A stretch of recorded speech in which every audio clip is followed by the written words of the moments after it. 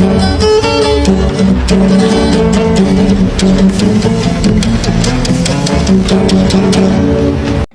magandang hapon po sa inyong lahat. Muli, nandito po ang lingkod, Epifanio Labrador. Ito po sa ating programang Reaction Mo, Birada Ko. Okay, sa ating pagpapatuloy, mga binamahal ko mga kababayan, binabati muna po natin ang ating mga kababayan, Luzon, Visayas, Mindanao, na lagi po natin nakakasama sa bawat araw po na tayo po mayroong mahalagang pinag-uusapan dito po sa ating programang Reaction Mo, Birada Ko. At yun din mga minamahal ko mga kababayan, binabati din po natin ang ating mga kababayan sa abroad na lagi po natin nakakasama sa tuwing tayo po ay mayroong mga mahalagang pinag-uusapan. At syempre ang ating minamahal na Pangulong Ferdinand Marcos Jr. Maraming salamat po. At syempre sa ating minamahal na First Lady Lisa Araneta Marcos at maging sa ating House Speaker Martin Romualdez. At syempre hindi rin po natin pwedeng kalimutan na pasalamatan ang ating mga congressman, lalong-lalo na po ang mga congressman na bumubuo po ng Quadcong. Okay, sa araw po ito mga minamahal ko mga kababayan, syempre hindi rin natin pwedeng kalimutan na batiin ang ating mga kalaban, no? Lalong-lalo na si Di Gonggong at syempre si Mary Grace Piatos. Okay, syempre lahat ng mga marites. Okay, sa ating pagpatuloy. Okay, ito, panoorin po natin. Ito pong sinasabi po ng isang Mongoloid na anak ng dating presidente na walang iba kundi si Baste. Na kung saan nagpipiling bayani na naman. Ito, at panoorin po natin mga minamahal kong mga kababayan. Kaliit na mga tao yan, tapos patulan mo pa talaga, congressman ka, naunsa man mo. Kaya demokrasy man freedom of speech. Kung nasaktan kayo, huwag kayo pumasok na sa politika. Okay, kayo nga, dami nyo sinasabi, wala man kami nagreklamo. Pero kami may sabihin sa inyo, iiyak ka agad kayo. Klase mga tao kayo. Actually, you are irrelevant. You have your own district to attend to.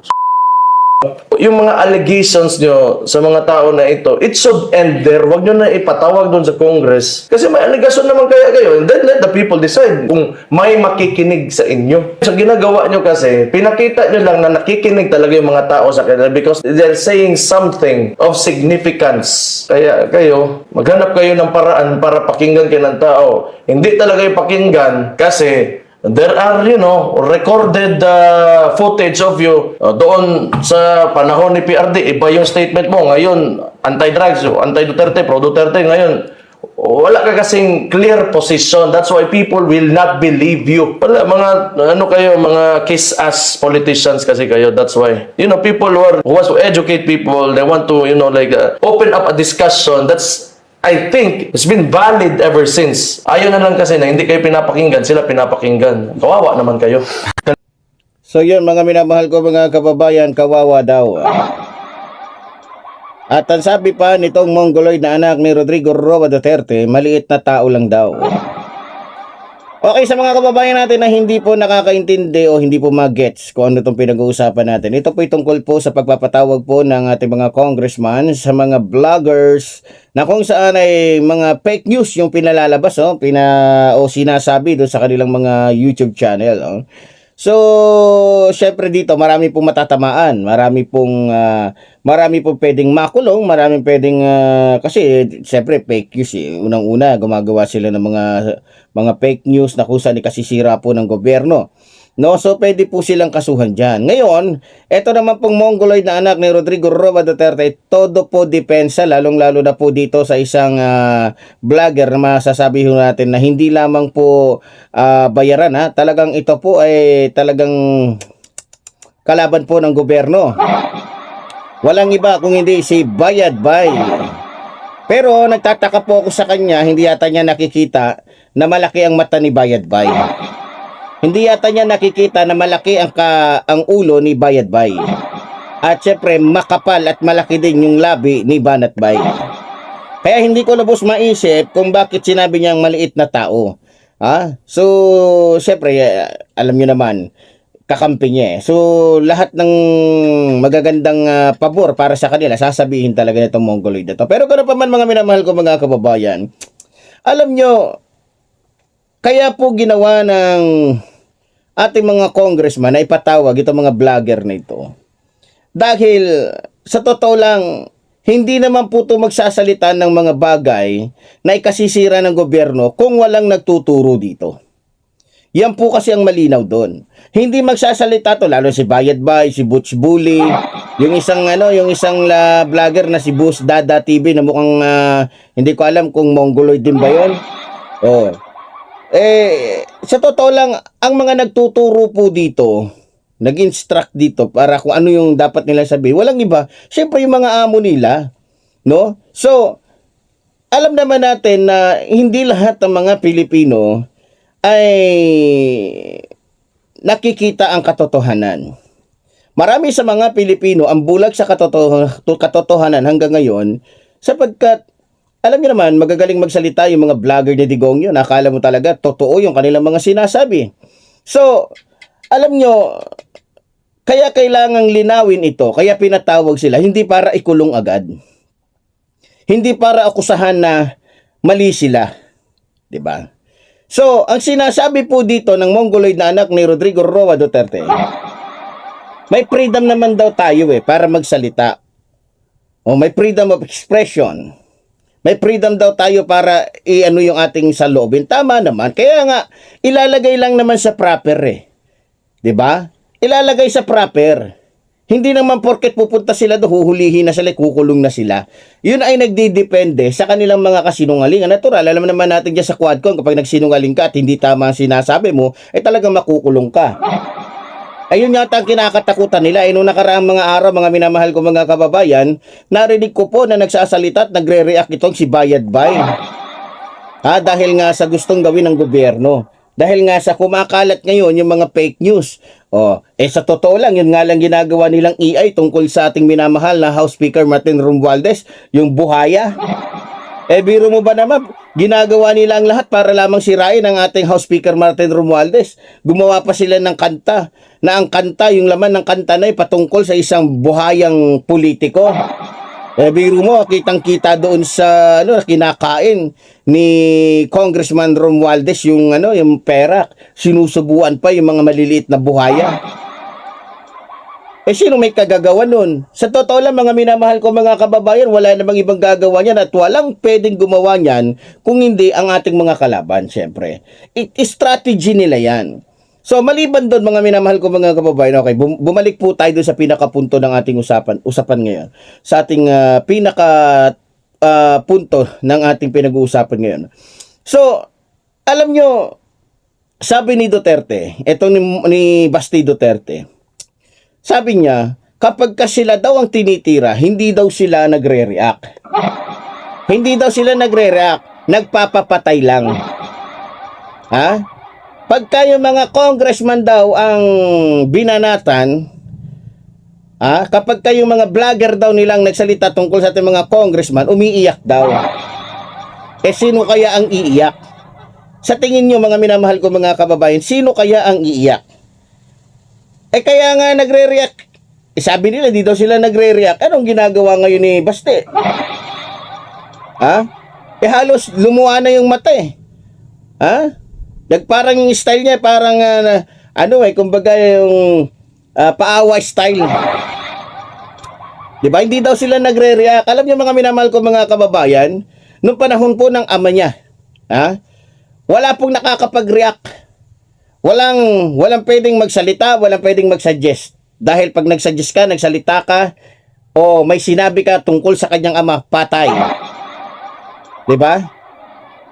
Sa pamamagitan ng ginawa ng tatay niya, may gusto mang magsalita, may gusto mang mag-react, wala. Kahit nga si Dick Gordon na isang senador, noong mga panahon na yon, kahit yung ombudsman, sa totoo lang mga minamahal ko mga kababayan, anong sinabi ni Rodrigo Roa Duterte sa ombudsman? Hindi ba tinakot niya? Pati yung COA, ang sabi niya sisipain niya sa pababa ng hagdan. Kaya ang nangyari noon, walang nag-react, walang nagsalita kasi natakot. Kumbaga, dinadaan niya sa, masasabi mo talagang dinadaan niya sa kawalangyaan. So, yun ang katotohanan mga minamahal ko mga kababayan. Pero, ganun pa man mga minamahal ko mga kababayan, ang gusto ko po sanang mangyari sa puntong ito, dapat po maintindihan natin na ang ating pong pinag-uusapan ngayon ay katotohanan. isang katotohanan na dapat po malaman ng mga Pilipino. Isang katotohanan na dapat mabunyag, no? So, kung ako tatanungin ninyo at gusto nyong makuha yung punto ko, maniniwala ba kayo na kapag ka ang mga Duterte ang tinitira, hindi nagre-react? Sa totoo lang, mga minamahal ko mga kababayan, kaya nga nagwa-wild yung etong si Sara dahil sa dami ng kanyang mga naririnig tungkol sa kanyang pagnanakaw sa pera ng taong bayan, lalong-lalo na sa DepEd, lalong-lalo na sa ginawa niyang pagnanakaw sa confidential fund, lalong-lalo na tatuklasan. Di ba? Galit na galit po yung mga yan. Hanggang ngayon nga po, pinagbabantaan tayo. Di ba? Hindi lang ako, pati yung ibang mga kasama natin pinagbabantaan. Kaya, napakasinungaling talaga ng basting ito Sasabihin niya kapag sila ang tinitira, hindi sila nagre-react. Sinong niloloko ninyo? Di ba? Sa akin pa lang, mga minamahal ko mga kababayan, katakot-takutan na pananakot ang natanggap ko Di ba? Sa totoo lang mga minamahal ko mga kababayan, ako, sa totoo lang, mas gugustuhin ko yung plano ng mga congressman natin. Na kinakailangan lahat ng mga vlogger magpa-registered.